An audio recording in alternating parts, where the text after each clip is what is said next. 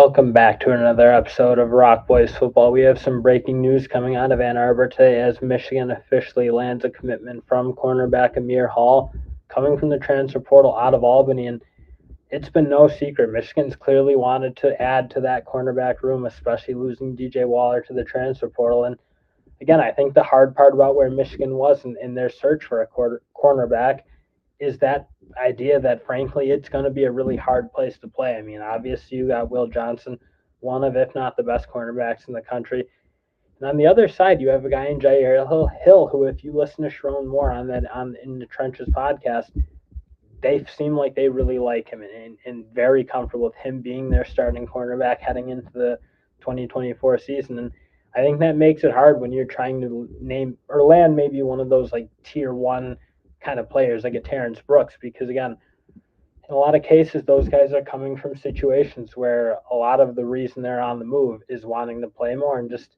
when you head over to a school like Michigan, it's really, really hard to play there.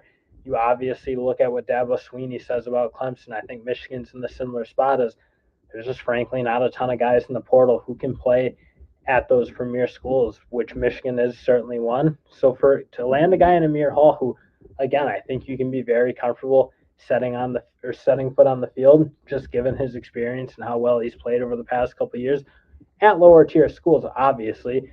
But again, football is football. If they trust his athleticism, you got to ride with what the Michigan coaches see.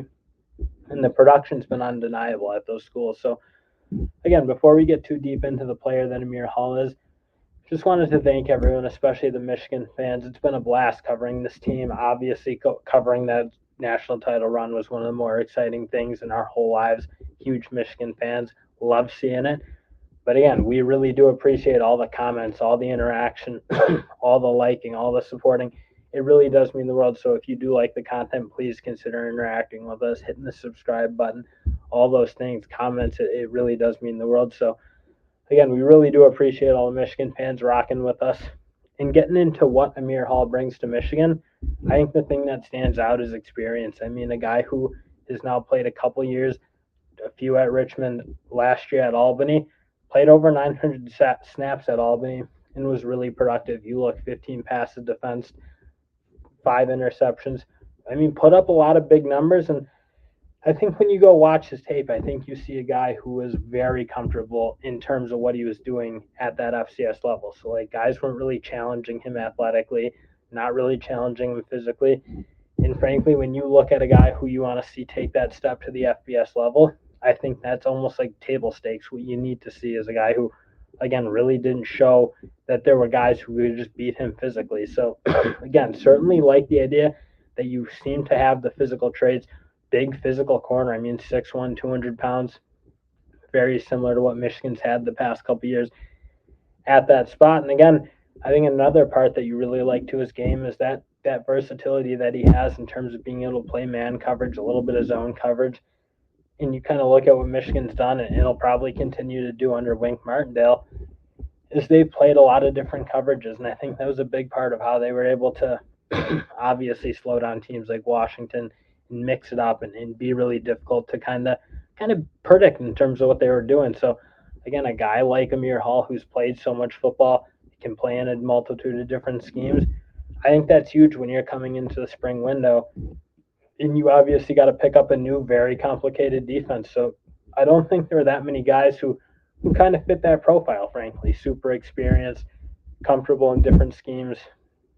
And Amir Hall, having not only played a couple different or having played both man zone at Albany, but also having to have picked up a new system coming from Richmond in 2022. So a guy who, again, you feel comfortable about coming into this situation, coming in more likely as a depth piece than not. But again, having depth is obviously really, really important, especially given that I think this allows Michigan to use their other players in the exact roles that most fit them. So you think about guys like Zeke Berry and Jaden McBurrows, guys who I think maybe were going to be pressed into duty, especially McBurrows possibly being forced to play that outside cornerback role.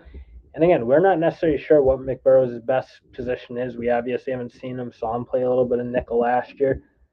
But I think this allows them to use, especially those two guys, and Zeke Berry and Jaden McBurrows, in their best position. And I think that's huge, especially as Michigan has to replace some guys like Mike Sanders still, and obviously even Rod Moore at that safety spot, and guys like obviously Josh Wallace at the corner spot. So again, I think this rounds out their room to an extent. I think having that cornerback spot now kind of locked up with those three guys in Pollard, that is Jair Hill, Will Johnson, Amir Hall, and Pollard. I think you're pretty comfortable about that, and then you fill in the rest of the spots with Zeke Berry, Jaden McBurrows. Obviously, Makari Page is going to be one of the safeties. We all know that. Quentin Johnson and Hillman. So I think this, again, puts Michigan in a spot to get their best defenders on the field, game in and game out, gives them depth at each position. And again, I'm pretty sure, frankly, Michigan's not done. It does sound like they're continuing to make pushes for some safeties in this transfer portal window. Obviously, Mangum from Michigan State seems to be one of the names that keeps popping up frequently. And again, I don't think those are all good moves. I like adding a little bit more depth. You certainly like the top end talent, but given what Michigan lost and given what they're trying to replace, I think it's important to continue to add a couple pieces, especially guys like Amir Hall, Mangum, guys who have played a lot of football and are comfortable kind of coming into a new scheme and picking it up quickly, or at least more quickly than younger, inexperienced guys have. So, again, not the flashiest signing at the cornerback spot, clearly, but a signing that certainly needed to be had. I think that adds the depth that you're kind of looking for. And Michigan always had the top end talent, so depth is kind of all they needed. And again, we'll obviously have a lot more to say after Michigan wraps this portal up, but that's all I had today. Thank you guys for rocking with us. We'll see you later.